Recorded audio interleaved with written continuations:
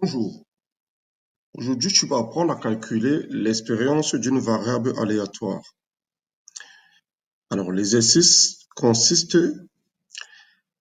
à tirer des boules dans une urne en effectuant un tirage successif sans remise. Alors que dit cet exercice? Une boîte contient 6 boules vertes et 5 boules blanches, toutes indiscernables au toucher.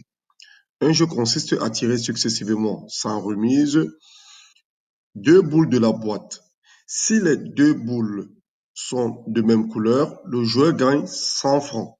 Et si les boules sont de couleurs différentes, le joueur perd 100 francs. Dans cette question, on suppose n est égal à 3. Alors, première question, calculer les probabilités d'obtenir, petit i, deux boules de même couleur, 2i, deux boules de couleurs différentes. Alors, arrêtons-nous d'abord là et répondons à ces deux questions. Alors ici, il y a différentes façons de répondre à cette question, mais moi je vais choisir de construire mon arbre de probabilité. Alors, je construis mon arbre de probabilité. J'ai des boules vertes et j'ai des boules blanches. Ça, c'est mon premier tirage. Donc, je peux tirer une boule verte ou je peux tirer une boule blanche. Comme on nous a dit qu'on tire successivement deux boules. Donc, après mon premier tirage, je peux tirer au deuxième tirage une boule verte ou je peux tirer une boule blanche. De même, après mon tirage de la boule blanche, en premier lieu, je peux tirer en seconde position ma boule verte ou une autre boule blanche. Alors, ici, j'ai construit mon arbre de probabilité. Je dois maintenant le pondérer avec des valeurs de probabilité. Alors, rappelons qu'ici, on a donné à n la valeur de 3. Alors, j'ai 6 boules vertes. Quelle est la probabilité, par exemple, à cette position? Qu'est-ce que j'aurai?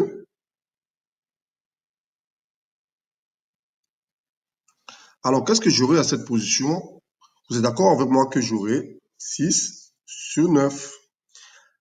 Donc, si j'ai 6 sur 9, le premier tirage, puisqu'il y a 6 boules vertes, et au total, lorsque n est égal à 3, au total, nous avons 9 boules. Donc, chez les boules blanches également, j'aurai 3 sur 9. Alors, on peut simplifier, ça nous donne 2 tiers et en bas, 1 tiers. Alors, ça, c'est mon premier tirage. Alors, mon second tirage, lorsque j'ai tiré une boule verte, quelle est la probabilité que je tire encore une boule verte au second tirage? Vous êtes d'accord avec moi que ici, j'ai déjà tiré une boule, c'est-à-dire que le nombre total de boules va diminuer, donc forcément le référentiel diminue. Alors, j'aurai ici 5 huitièmes et de l'autre côté, j'aurai 3 huitièmes, puisque le nombre de boules blanches ne diminue pas.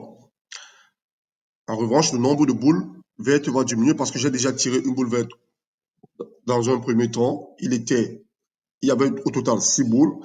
Dans un second temps, forcément, il va rester 5 boules. Donc, j'aurai 5 chances sur 8 de tirer une boule verte. Alors, je fais la même chose au niveau de la boule blanche lorsqu'elle est en première catégorie. Excusez-moi. Alors, ici, qu'est-ce que ça me donne? Ici, ça va me donner 2 sur 8. Et ici, j'aurai 6 sur 8. Donc, je peux simplifier si vous voulez. Ça me donne un quart. 3 quarts. Alors, j'ai pondéré toutes les branches de mon arbre. Je vais donner les probabilités correspondantes. Alors, 2 points.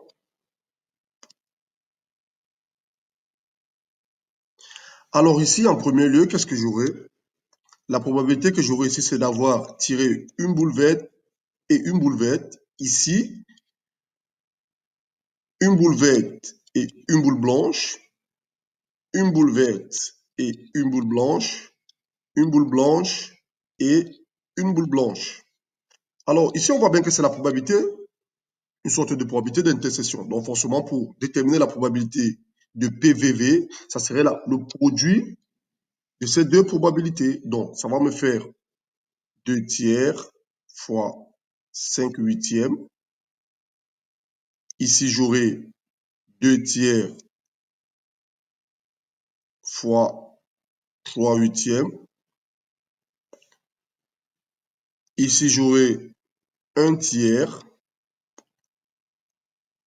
fois 3 quarts. Et enfin, qu'est-ce que j'aurai ici?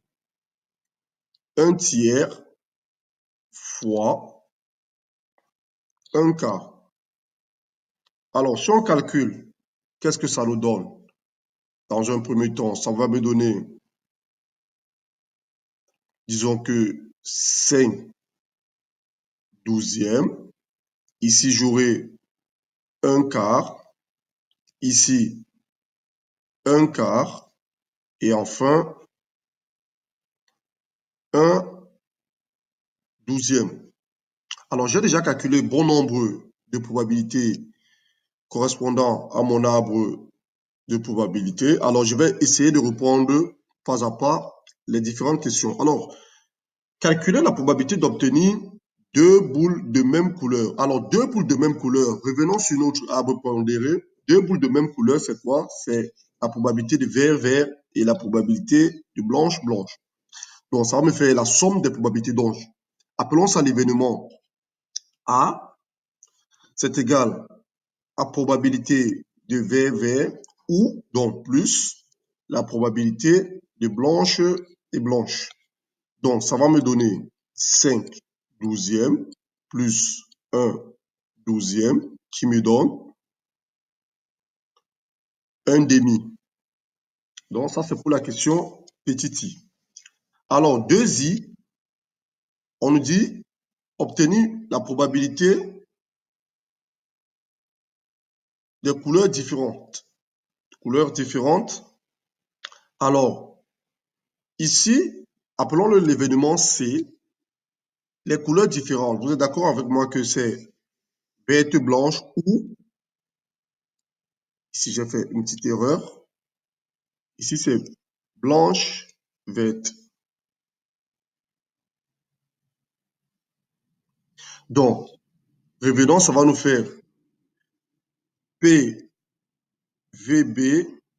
ou PBV. Donc, ça nous donne un quart plus un quart qui nous donne juste un demi également. Alors, nous avons répondu aux deux premières questions. Alors, allons au 5-1-2. Sachant que la première boule tirée est verte, quelle est la probabilité pour que la deuxième boule tirée soit verte? Vous voyez qu'ici, il y a d'abord le terme sachant que qui fait référence à une probabilité conditionnelle. Donc, c'est un peu comme si on nous demande, c'est un peu comme si on nous demande, donc nous sommes ici à 5, 1, 2,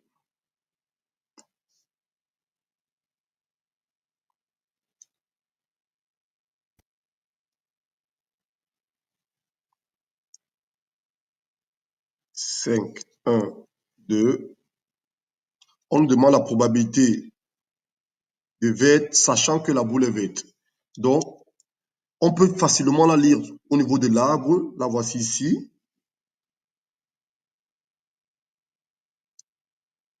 Au niveau de l'arbre, cette probabilité est déjà donnée. C'est elle ici. Donc, je tire la boule verte en premier lieu. Donc, je tire la boule verte en deuxième lieu, sachant qu'en premier lieu, j'ai tiré la boule verte. C'est de ça qu'il s'agit. Donc, c'est P, V, sachant V, si vous voulez. Donc, ça nous donne 5 huitièmes. C'est ce qu'il fallait trouver. Alors, vous voyez que lorsque je construis un arbre de probabilité, ça me permet d'avoir une très bonne visibilité et de déterminer les différentes valeurs qu'on me demande. Alors, au niveau des 5,2, qu'est-ce qu'on nous dit? Dans cette question, l'entier naturel n est quelconque et supérieur à 3. Donc maintenant ici, n est indéfini, mais on sait tout de même que la valeur de n est supérieure à 3. On note grand X, la variable aléatoire qui, à chaque tirage successif sont remises Chaque tirage successif sans remise de deux boules associe un gain algébrique en francs du joueur.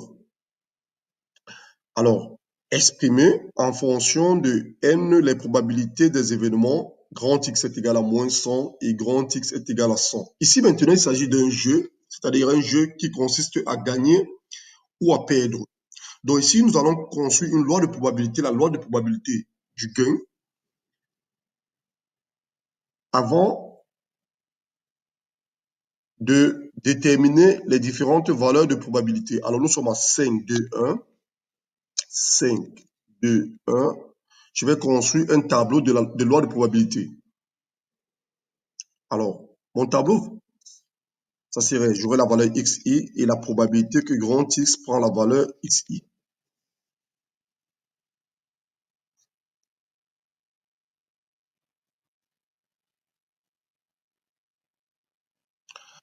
Alors, qu'est-ce que j'aurai? J'aurai soit la valeur, soit je perds 100 francs, soit je gagne 100 francs. Alors, quand est-ce que je perds? Rappelons-nous, dans l'exercice, qu'est-ce qu'on a dit? À partir d'ici, on dit si les deux boules sont de même couleur, le joueur gagne 100 francs. Si les deux boules sont de couleurs différentes, le joueur perd 100 francs. Alors, revenons sur notre tableau. Revenons sur notre tableau. Alors, le joueur perd 100 francs lorsque les couleurs sont différentes. Qu'est-ce que nous avons? Nous avons calculé cette probabilité. Elle est évidente. Ça nous fait arrangement de 1 dans 6 parce qu'il y a 6 boules vertes multipliées par arrangement de 1 dans n.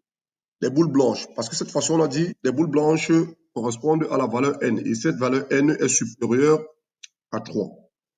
Donc, divisé par arrangement, comme on tire successivement sans remise, 2 boules, donc divisé par arrangement de 2 dents.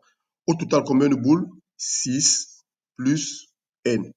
Mais rappelons-nous ici que c'est deux cas parce que tirer les boules de différentes couleurs, donc je peux tirer la verte, après je tire la blanche, ou alors je peux tirer la blanche, après je tire la verte. Donc ici, je vais multiplier ça par 2.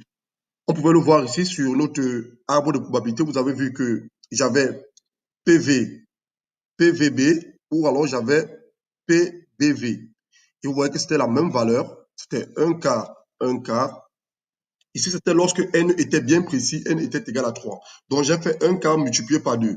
C'est le même raisonnement que je fais ici. Donc, ça va me faire arrangement de 1 dans 6 fois arrangement de 1 dans n multiplié par 2 divisé par arrangement de 2 dans n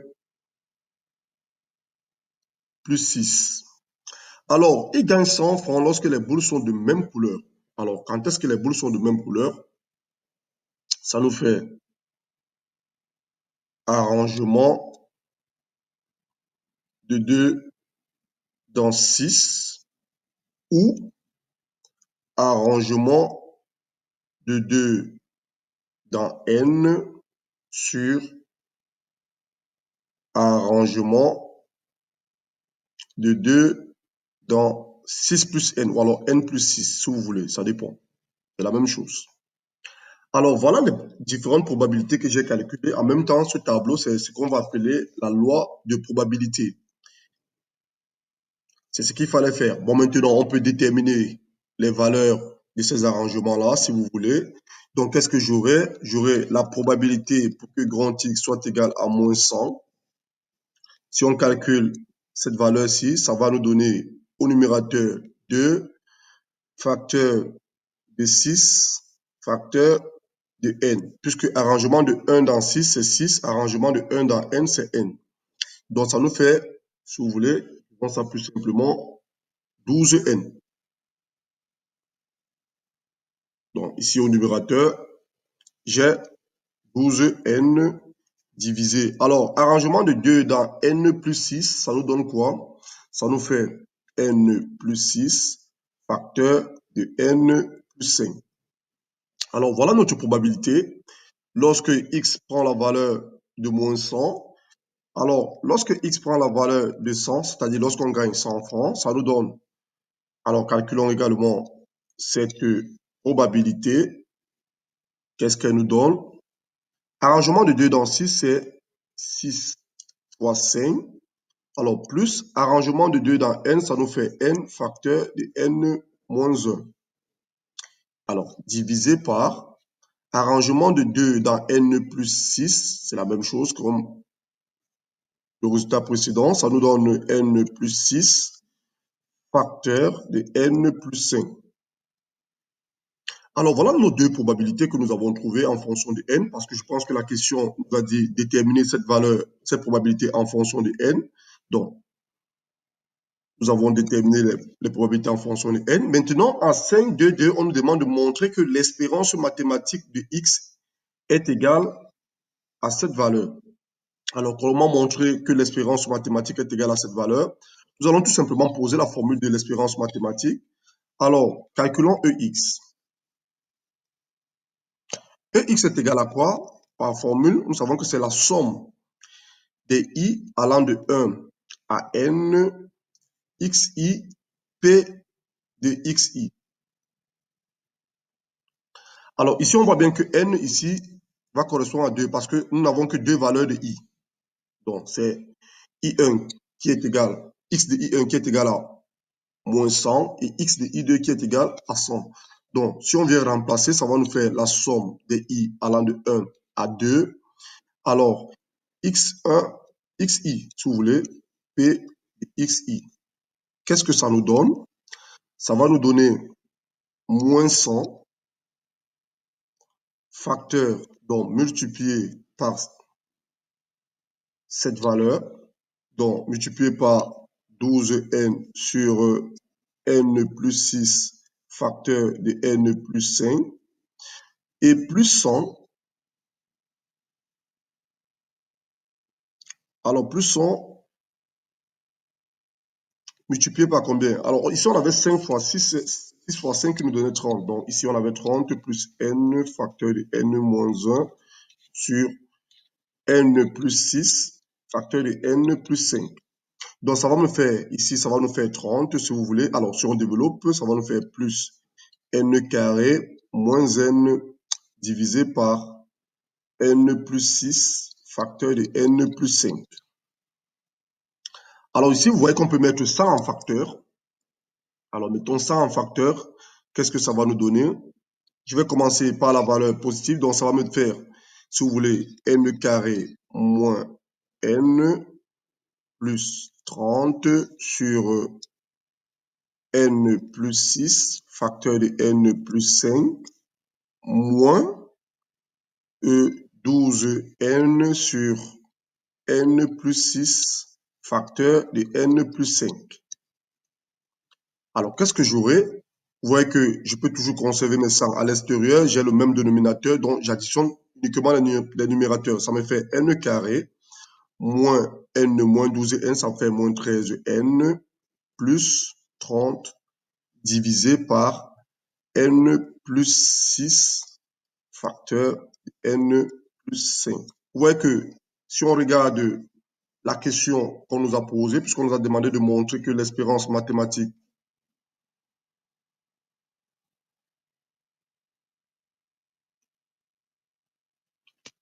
permettez-moi, j'ai un petit problème technique. Alors, vous voyez qu'on nous demandait que l'espérance mathématique est égale à 100 multiplié par n carré moins 13n plus 30 sur n plus 6 facteur de n plus 5. C'est ce qu'on vient de montrer. Donc, revenons ici.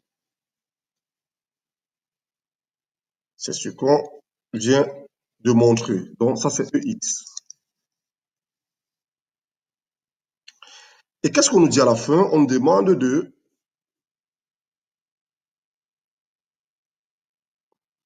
Qu'est-ce qu'on nous dit à la fin? À la fin, on nous demande de... Pour quel? On nous demande pour quelle valeur de n a-t-on E de x est inférieur à 0. Donc ici, quelque part, on demande d'étudier le signe de E de x. Ici, c'est grand X. Permettez-moi. Grand X, grand X. On demande d'étudier le signe. Alors, pour étudier le signe, on a E de x inférieur à 0. Ça veut dire que 100 fois n carré moins 13n plus 30 sur n plus 6 facteur de n plus 5 inférieur à 0. Alors ici, n, rappelons-nous, n c'est un entier naturel, donc n appartient à grand N. Ça veut dire que ici, le dénominateur est déjà positif. N est supérieur à 3, donc le dénominateur est déjà strictement positif. 100 est positif, donc quitte à ici à étudier le signe du numérateur. Alors quand j'ai le signe du numérateur, j'ai n moins 13, n plus 30. On voit bien que ici, c'est un peu sur la forme de cette équation. Et trouvons d'abord les zéros de ce polynôme. Les zéros de ce polynôme, nous voyons que le polynôme est sous la forme de n carré moins somme plus le produit. Donc, qu'est-ce que j'aurai? J'aurai un N1 plus N2 qui est égal à 13 et j'ai un N1 fois N2 qui est égal à 30. Donc, on voit bien que N1 est égal à 10, N2 est égal à 3. Alors, voilà mes deux valeurs de N. Je peux maintenant faire un tableau, hein. Si vous voulez, je fais un tableau. Alors, ça me fait 10, si vous voulez. Non, ça va me faire N carré moins 13n plus 30. Ici, j'ai 0 parce que n appartient à grand N. Ici, j'ai l'infini et j'ai 3 et 10. Donc, le signe de A à l'extérieur et le signe contraire de A à l'intérieur. Donc, on nous a demandé E de x inférieur à 0. Alors, inférieur à 0, on va prendre cette partie-ci. Donc, n appartient à l'intervalle ouvert 3, 10. Parce qu'on a dit l'inégalité est stricte et on a dit aujourd'hui que n est supérieur, strictement supérieur à 3. Alors, c'est ce qu'il fallait faire dans cet exercice. Je pense que vous l'avez compris. Je vous souhaite une très bonne lecture et n'hésitez pas si vous avez des questions à mettre en dessous de ma page. Au revoir.